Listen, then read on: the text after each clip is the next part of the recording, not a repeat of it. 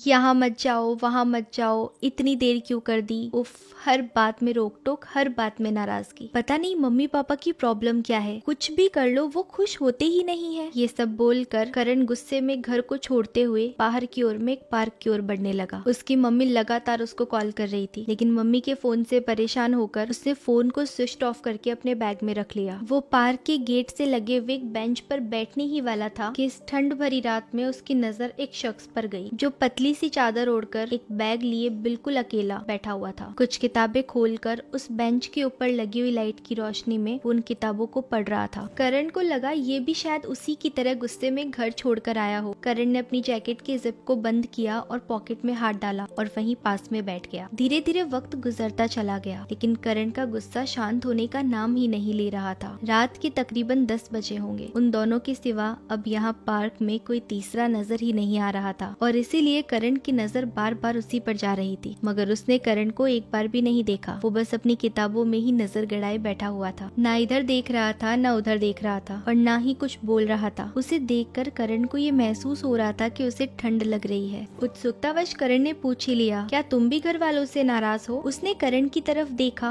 और कुछ सोचने लगा। मैं आप ही से पूछ रहा हूँ, करण ने दोबारा उससे कहा। उसने पहली बार किताबों को छोड़कर करण की ओर देखकर कहा, नहीं भाई, मैं उनसे क्यों नाराज होऊंगा, वो तो मुझसे मीलों दूर है। तो इतनी रात को यूं यहाँ? करण ने सोचते हुए पूछा। उसने बड़े ही उदास होकर कहा, यहाँ जिस कमरे में रहता था उन्होंने अचानक वो खाली करा दिया। उनकी कोई दूर की रिश्तेदार आई है, अब वो वहीं रहेगी। एक कमरे की बात हुई है पर वो परसों से मिलेगा और कोई होटल ले नहीं सकता, अभी उतने पैसे। उसकी बात खत्म भी नहीं हुई थी, इतने में उसके मोबाइल पर किसी का कॉल आ गया। हेलो माँ। हाँ माँ, हाँ, खाना खा लिया है, अभी अभी खाया है माँ। हाँ माँ, ठीक हूँ। पापा को बोलना वो मेरे पैसे के लिए परेशान नहीं हो, मैं मैनेज कर लूंगा। नहीं माँ, उतनी ठंड नहीं है वहाँ। हाँ मिल जाएगा। हाँ माँ, बाय माँ। फोन रखते रखते उसकी आंखें भीग आई। उसे इस तरह देखकर करण का मन आत्मग्लानि से भर गया। उसने तुरंत ही अपना फोन निकाला और स्विच ऑन किया। करण की मम्मी का फोन अभी भी आ रहा था। हेलो, कहाँ है बेटा? कब से फोन कर रही हूँ, कब आएगा घर? इतनी रात हो गई है, घर आजा जल्दी, पापा ने कुछ भी नहीं खाया है। करण की माँ बिना रुके बोलती ही गई। करण को इस तरह अपनी माँ को देख और भी ज्यादा दुख हुआ। फिर करण ने अपनी माँ से कहा, हाँ माँ, मैं जल्दी ही आ रहा हूँ। अच्छा एक बात बताओ, वो जो आगे वाला कमरा खाली पड़ा है वो 2 दिन के लिए किसी को मिल सकता है क्या? करण ने अपनी मम्मी को उस लड़के के बारे में पूरी बात बताई। तभी फोन पापा ने ले लिया और कहा कि ले आओ उसे, पर सुन, यू बात बात पर घर छोड़कर नहीं जाते। पापा की आवाज में करण के लिए जो दर्द था उसने उसकी आंखों में आंसू ला दिए थे। हाँ पापा, करण ने जल्दी से कहा और फिर करण उस लड़के का बैग उठाकर उसके साथ घर की ओर चल पड़ा। घर क्या होता है आज इस बेघर ने उसे समझा दिया था। करण ने अब ये डिसाइड कर लिया था कि वो घर की और माँ बाप की इज्जत करेगा, क्योंकि उनके बिना कुछ भी